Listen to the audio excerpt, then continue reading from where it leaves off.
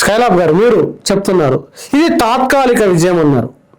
తాత్కాలిక విజయం అంటే ఇంకా పెద్ద స్టెప్ ఏదో ఉంది అనే కదా అర్థం. ఇంకేం కావాలి ఇంకా విద్యార్థులు గెలవడం అంటే? నీట్ లాంటి పరీక్షలు ఏవైతున్నాయో అవి రాష్ట్ర ప్రభుత్వ ఆధీనంలో ఉండాలి. కేంద్ర ప్రభుత్వం మొత్తం అధికారాల్ని తమ గుప్పిట్లో పెట్టుకొని రాష్ట్రాల యొక్క హక్కుల్ని కాలరాయటం అనేటువంటిది ఒక పరీక్ష రూపంలో కాదు, ఇంకా అనేక రూపాల్లో కేంద్రం ఆధిపత్యం చెలాయించడం అనేటువంటిది, అధికారాలన్నీ వికేంద్రీకరణ చేసుకోవటం అనేటువంటిది వాళ్ళ ఉద్దేశంగా ఉన్నది. దాంతో రాష్ట్రాల హక్కులు కాలరాయబడుతున్నాయి. కాబట్టి పేపర్ లీక్ నీట్ పరీక్ష 3 సార్లు లీక్ అయింది. అనేక పేపర్ లీకులు 24 సార్లు పేపర్ లీకులు అయినాయి. కోట్లాది మంది విద్యార్థుల ప్రాణాల జీవితాలతో చెలగాటమాడినటువంటి పద్ధతి ఈ 12 ఏళ్ల కాలంలో చాలా సార్లు జరిగింది. 152 సార్లు జరిగింది. ఎస్పెషల్లీ కరోనా తర్వాత అత్యధిక భాగం జరిగినటువంటి ఎక్కువ ఉన్నటువంటి పరిస్థితి ఉంది.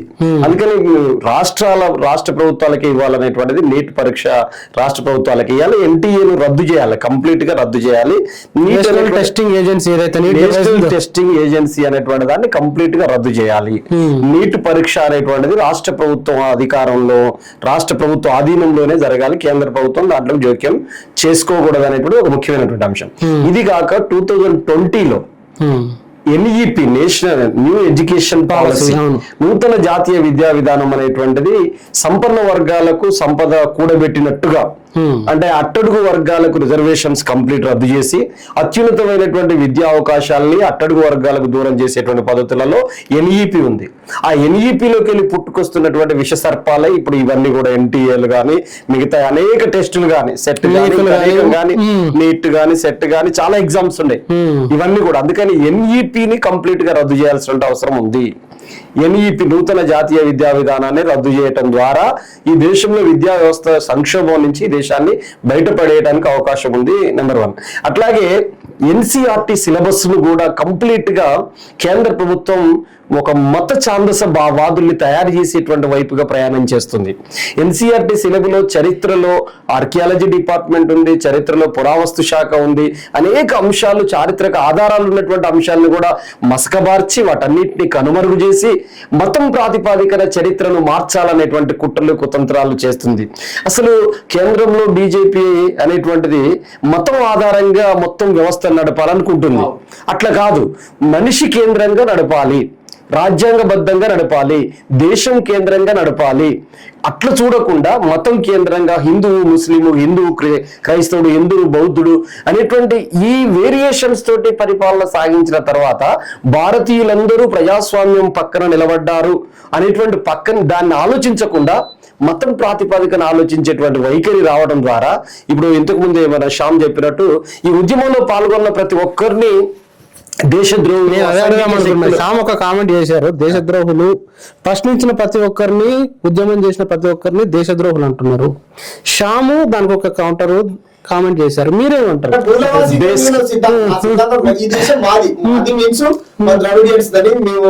అదే మీరు ఒకటి చెప్పారు, మీరేం చెప్తారు దానికి? దేశద్రోహి అంటే దేశానికి వ్యతిరేకంగా మాట్లాడేవాడు దేశద్రోహి.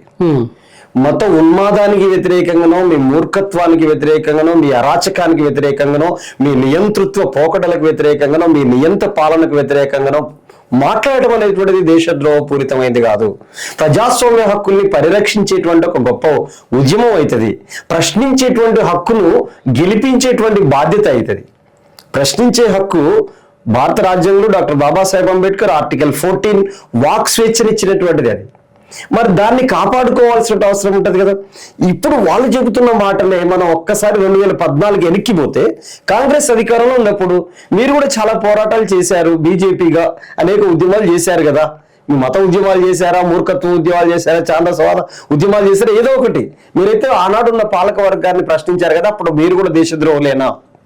మీరు అధికారంలో ఉంటే మిమ్మల్ని ప్రశ్నిస్తే మిమ్మల్ని ప్రశ్నించే వాళ్ళు దేశద్రోహులు. మీరు ప్రతిపక్షంలో ఉండి ప్రశ్నిస్తున్నారు కదా.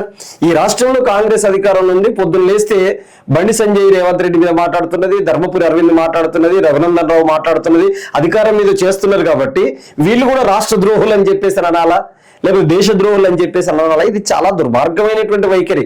ఎవరు ప్రశ్నిస్తారో, ఎవరు ఉద్యమిస్తారో, ఎవరు ప్రజాస్వామ్యం బద్ధంగా వ్యవహరిస్తారో, ఎవరు పాలక వర్గాల్లో ఉన్నటువంటి లొసుగుల్ని బయటికి తీస్తారో, ఎవరు పాలక వర్గాన్ని ఎదిరిస్తారో వాళ్ళందరి మీద అనేక ముద్రలు వేయడానికి వాళ్ళు రకరకాల ప్రయత్నం చేసి ఈ రోజు కాక్రోచ్ జనతా పార్టీ నిర్వహిస్తున్నటువంటి ఉద్యమాన్ని కూడా అనేక రూపాల్లో, ఆ ఉద్యమంలోకి రోహింగ్యాలు వచ్చారని అన్నారు, అసాంఘిక శక్తులు వచ్చారని చెప్పారు, చైనా ఏజెంట్లు వచ్చారని. విదేశీ ఫండ్ ₹1 రాలేదని విదేశాంగ శాఖ సెక్రటరీ ప్రకటించిండు. ఇప్పటిదాకా మాట్లాడినటువంటి వాళ్ళు నోర్లు మూసుకోవాల్సి వస్తుంది కదా. ఇప్పటిదాకా మీకు ఎన్ని పైసలు ఇచ్చి అబద్ధాలు చెప్పిన క్షమించాలని చెప్పాలి. వాళ్ళు అబద్ధాలు ప్రచారం చేసినందుకు మమ్మల్ని క్షమించండి అని చెప్పి వాళ్ళే ఒప్పుకోవాలి. ఎందుకంటే విదేశాంగ శాఖ కార్యదర్శి ఈ అడ్మినిస్ట్రేషన్ లో ఒక ముఖ్యమైనటువంటి వ్యక్తి. ఇప్పుడు ఎన్జిఓలకు ఎంత బడ్జెట్ విదేశాల నుంచి వస్తున్నదో ఆయనకు తెలియకుండా ఈ దేశంలో ₹1 రాదు. ఆయనే ప్రకటించండి ₹1 రావట్లేదని. ఇప్పుడు మీరు బహిరంగ క్షమాపణ చెప్పాలి కదా. ఇప్పటిదాకా పదుల సంఖ్యలో కొంతమంది వందల సంఖ్యలో వాళ్ళందరూ బహిరంగంగా వచ్చి క్షమాపణ చెప్పాలి. ఇట్లాంటి అబద్ధాలు చెప్పిన వాళ్ళు దేశద్రోహులు అవుతారు, నిజాలు మాట్లాడిన వాళ్ళే దేశభక్తులు అవుతారు. అబద్ధాలు, అసత్యాలు, అంధవిశ్వాసాలు మాట్లాడుతున్న వాళ్ళే ఈ దేశంలో దేశద్రోహులు, వాళ్ళే దేశద్రోహులు అని చెప్పి విదేశాంగ శాఖ కార్యదర్శి ఇచ్చిన సమాధానం సరిపోతుంది. అసాంఘిక శక్తులు అనడానికి నేను ఇంకొక విషయం చెప్తా. ఆల్రెడీ శ్యామ్ చెప్పింది కాబట్టి. అసాంఘిక శక్తులు అంటే విద్యార్థులు ఉద్యమం చేస్తున్నారు, పోలీసులు పోలీస్ డ్రెస్ లో వచ్చి లాఠీ చార్జ్ చేశారు, ప్రభుత్వం గ్రీన్ సిగ్నల్ ఇచ్చింది, కొట్టిళ్ళు, తలలు బగిలినాయి, రక్తం గారింది, వాళ్ళని చేసిరు. కానీ సివిల్ డ్రెస్ లో వచ్చి మొత్తం ఇంత పెద్ద పెద్ద లాఠీలు పట్టి దానికి ముళ్ళుగర్రలు కొట్టి, లాఠీలు కూడా కాదు చాలా పెద్ద పడుకోలు పట్టుకున్నారు. ఇంత పడుకున్నటువంటి ప్రకారం లాఠీకి ఒక సైజు ఉంటది, ఆ సైజ్ ఈ లాఠీ ఈ సైజు ఉంటది. అది RSS వాళ్ళు ఈ దీంట్లో చేస్తారు. మన పొద్దున్నే శాఖలో పెట్టుకొని చేసేటువంటి కర్రలా కనిపించినాయి అవి. అది మనం మీడియాలో చూస్తే కనిపించినటువంటి దానికి మొలలు ఇంతింత పొడుగు మొలలు దాంతో పెట్టి వీళ్ళు ఎవరు వందల సంఖ్యలో కూర్చున్నారు జంతర్ మంతర్ దగ్గర. విద్యార్థులు పోతుంటే చితక బాధారు కదా, ఆడపిల్లలను కూడా చూడలేదు కదా, ఆడపిల్లల్ని తాకరాని చోట కూడా తాకారు కదా, ఆడపిల్లల్ని అరెస్ట్ చేసి పరిస్థితులు ఉంటాయి జనరల్ గా. ఒక మహిళా కానిస్టేబుల్ వాళ్ళని ప్రొటెస్ట్ చేసే వాళ్ళని అడ్డుకోవటం అది జరుగుతుంది. అది మనం కామన్ చూస్తున్నటువంటి అంశం.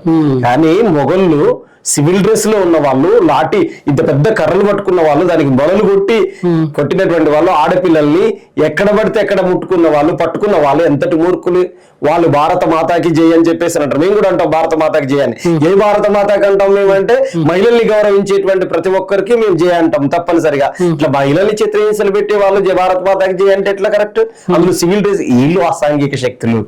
ఎవరైతే విద్యార్థులను చితకవాదిల్లో సివిల్ డ్రెస్ లో వచ్చి దొంగచాటు వచ్చి బాధిల్లో వాళ్ళ అసాంఘిక శక్తులు అవుతారు అనేటువంటిది గుర్తుపెట్టుకోవాలి. రోహింగ్యాల గురించి ప్రతిసారి మాట్లాడుతున్నారు. మేము ఇప్పటికీ చెప్తున్నాం, బండి సంజయ్ గారికి చెప్తున్నాం, తెలంగాణ నుంచి ఎవరైతే బీజేపీ నేతలు ఉన్నారో హైదరాబాద్ లో కేంద్ర ప్రభుత్వంతో ఒక ప్రక్షాళన చేపట్టండి, పాత బస్తీని. ఇప్పుడు బండి సంజయ్ గారికే చెప్తున్నా, ఆయనే కేంద్ర హోంశాఖ సహాయ మంత్రి.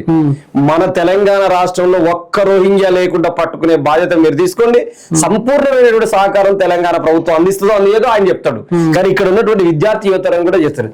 రోహింగ్యాలు వచ్చారు అని చెప్పి ఇది అడ్డం పెట్టుకోవటం తప్ప మరొకటి కాదు. ఈ చీకటి ఒప్పందాలు ఇవన్నీ కూడా బీజేపీని ఎంఐఎం బీజేపీ తిట్టేటువంటి అన్ని పగటెళ్ళప్పుడు తిట్టి రాత్రిపూట కలుసుకునేటువంటి ముచ్చట్లు ఇవన్నీ. ఎందుకంటే రోహింగ్యాలు ఎవరైతే ఉన్నారో మీరు ఆ ముచ్చట్లు కూడా దాంట్లోనే చెప్పారు. ఉత్తరాఖండ్ నుంచి వచ్చిన రోహింగ్యాలు అవుతారా, మధ్యప్రదేశ్ నుంచి వచ్చిన వాళ్ళు అవుతారా, కోల్కతా నుంచి వచ్చినటువంటి ఎవరైతారు వీళ్ళందరూ విద్యార్థులు. ఈ విద్యార్థులు అక్కడికి కథం దొక్కారు. ఢిల్లీ ప్రభుత్వం గడగడలాడింది, కేంద్ర ప్రభుత్వం వణుకు పుట్టింది, వెండులో చలి పుట్టింది నరేంద్ర మోడీకి. వెండులో చలి పుట్టి అర్ధరాత్రి 11:30 మన్ కీ బాత్ లో మాట్లాడేటోడు మీడియాలో మాట్లాడిందంటే చెప్పింది. శ్యామ్ కూడా చెప్పిందిగా, మన్ కీ బాత్ లో డైరెక్ట్ మనుషులతో మాట్లాడతా నేను మీడియా జోలికి రారన్నాడు కదా. ప్రాంతం ముందే మాట్లాడతా, అసలు సెల్ఫీ వీడియో మాట్లాడింది. అసలు మామూలు విషయం కాదు. మిత్రో అనేటోడు డియర్ ఫ్రెండ్స్ అనుకుంటా సంబోధించింది. ఫ్రెండ్స్ అన్నాడు ఇంగ్లీష్ పదం మొట్టమొదటిసారి. జంజీ